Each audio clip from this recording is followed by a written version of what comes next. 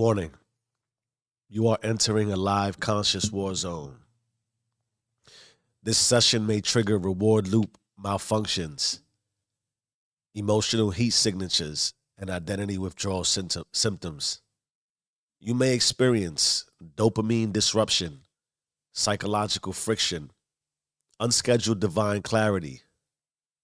If systems persist, don't soothe them. Submit to them.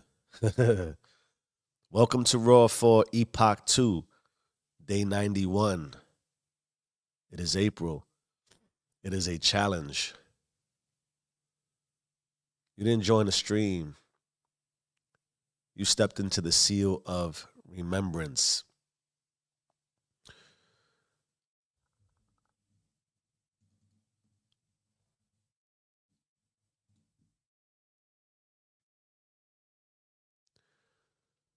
Most people don't realize they're living in a loop.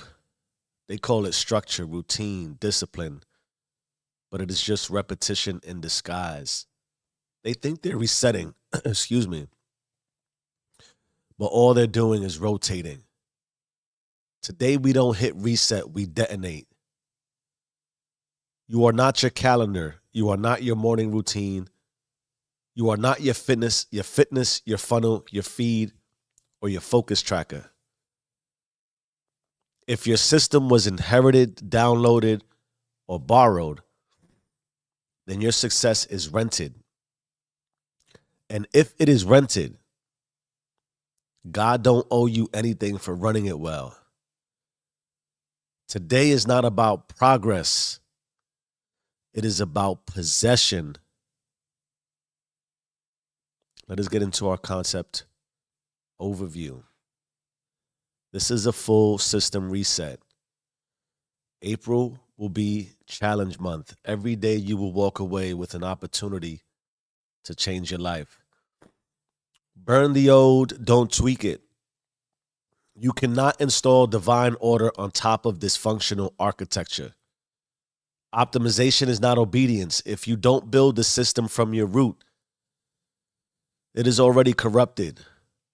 Reset means severing, not polishing. This is not minimalism. It is memory clearance. Give me a second before we keep getting busy.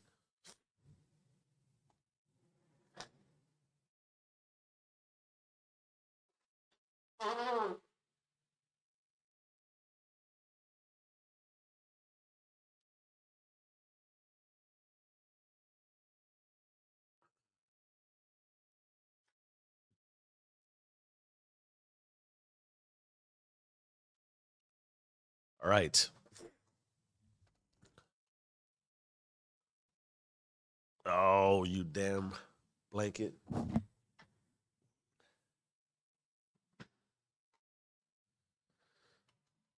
Not quite the start I predicted and visualized. But let's get into the visual metaphor for the day. We call this the wrong war. Imagine there's a soldier stationed at a remote outpost. Every piece of gear he wears is government issued: the boots, the rifle, the vest, the map. Nothing was chosen. Everything was assigned. He marches, he performs, but one night a message comes through. Extraction imminent. You are not supposed to be there. He looks down at his uniform, at the mission orders he never wrote, and in that moment, he realized he's been faithful.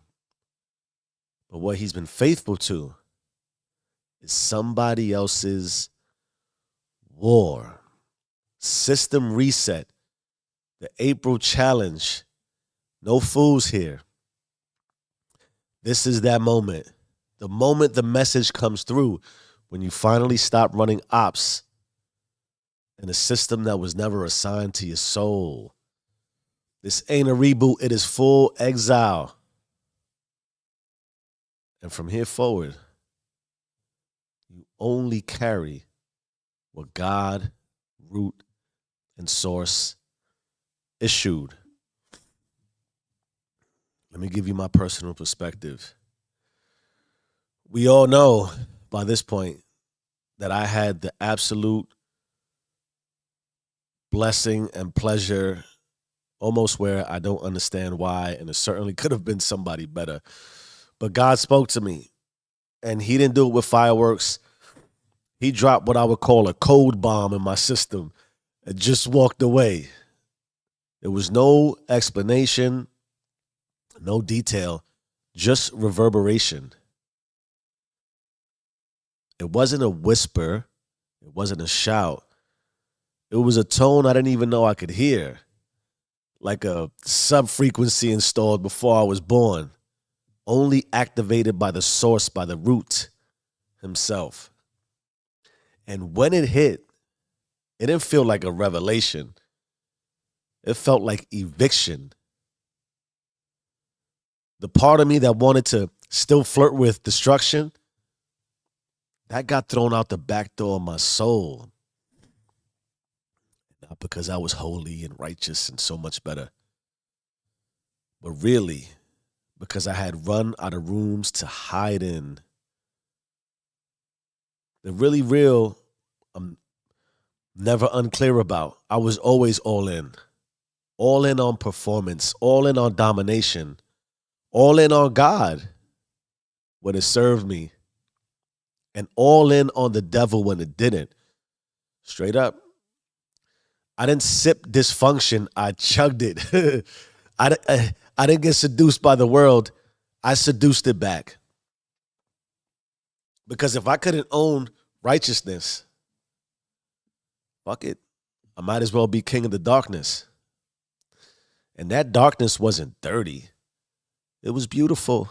It was organized. It had edge, rhythm, status, control, and even its own type of soul. And I believed I could rule it until I realized it had already made me its subject. So what God's message for me, it wasn't my behavior it destroyed. It was my blueprint for meaning. So what do? I stopped drinking, but more than that, I stopped lying. Stopped pretending late night ambition wasn't addiction. I stopped calling dopamine drive. Stopped selling myself fantasies dressed in excellence. Because the truth is, I wasn't chasing success. I was escaping myself. Do you hear what I'm saying? God didn't ask me pick a side. He told me the war was over. And the side I was on, they had already lost. So now I move different. I don't tweak sin. I torch it. I don't juggle identities. I walk one line. Forward, through fire, toward God. My root, my source. And if anything smells like my old system, anything, I don't manage it. I don't repurpose it. I burn it. Because the moment God, root, source, universe, the infinite, the isness, the all, delivers the message, you don't get to pretend like you didn't receive it. So let's use the God, faith, history tie-in for this moment right now. God has never optimized a broken system. He doesn't co-author corrupted blueprints. He burns what isn't his. Think about it. Straight up flooded the earth. Silenced prophets. Walked his own, supposedly his own and only son, through betrayal, blood, and burial. Before, of course, he allowed resurrection. And we know, because this is worth repeating and remembering, when Jesus rose, he didn't roar. He just moved a stone. Quiet, calculated, undeniable. God doesn't bless what still has borrowed wiring. He blesses what's built in remembrance. Let's check the chat at 4:11 a.m. I also realized I didn't put my phone on Do Not Disturb. I'm getting emails. It's annoying. We're going to get into consequences of starting your April off, joining the Do You rules, and not taking away an immediate action to change something, presuming you want to, every single day. We're talking about burning it. Why? It's somebody else's code, somebody else's programming. It doesn't belong to you. Consequences of inaction. If you don't burn the system now, you'll be waking up tired after 8 hours of sleep because your piece is still performing. You'll have calendar alerts for things you don't even want to do, but say yes so people don't ask questions.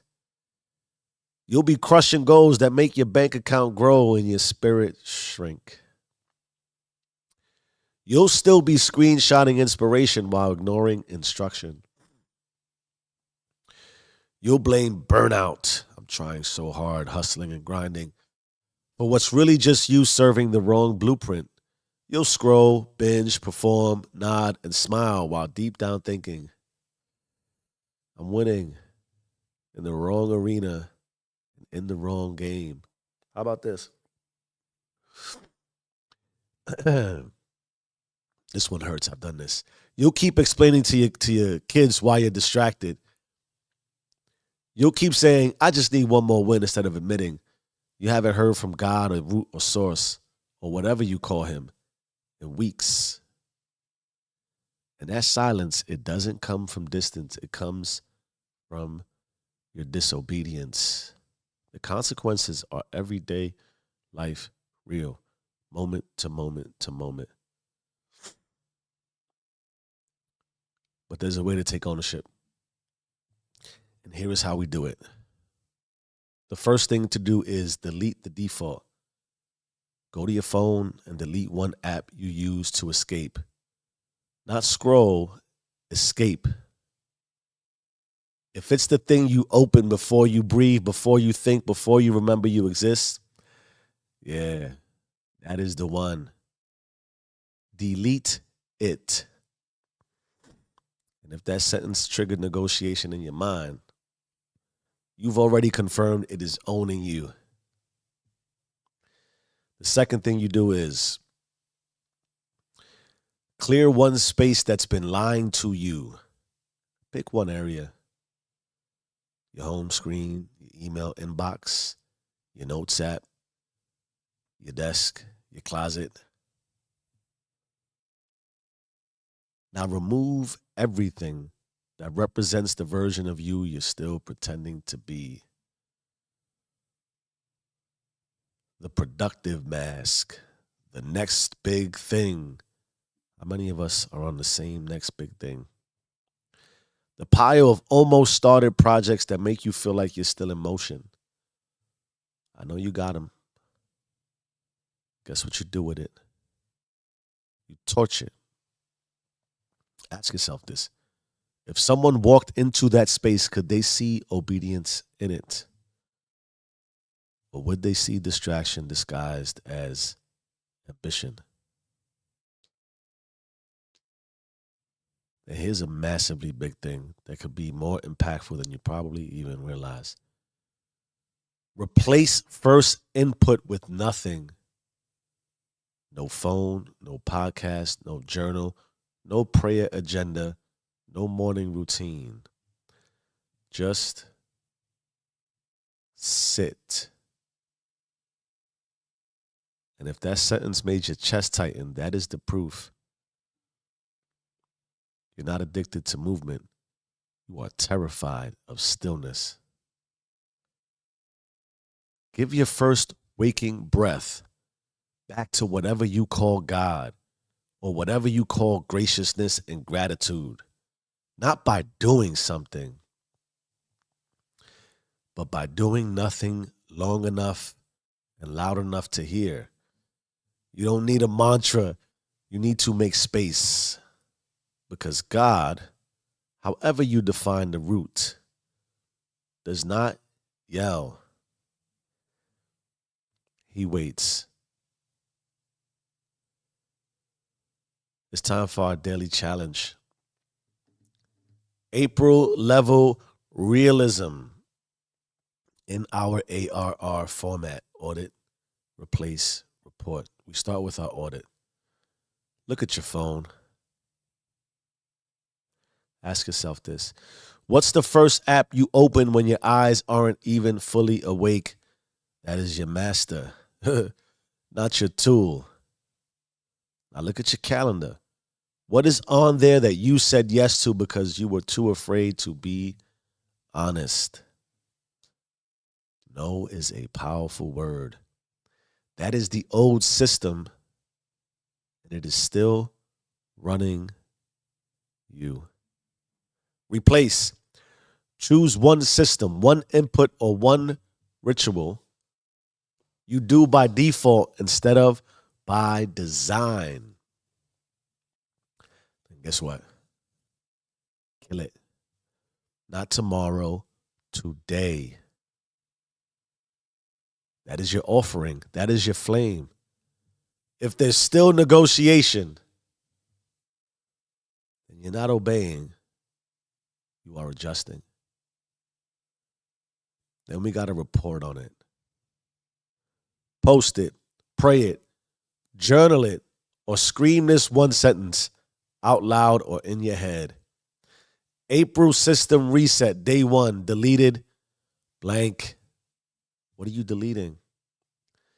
Fill in the blank with what you burned. Not what you rethought, not what you modified, but what you deleted.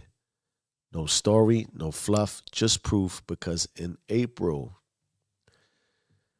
we don't explain transformation. We execute it publicly, if even just to ourselves and our God.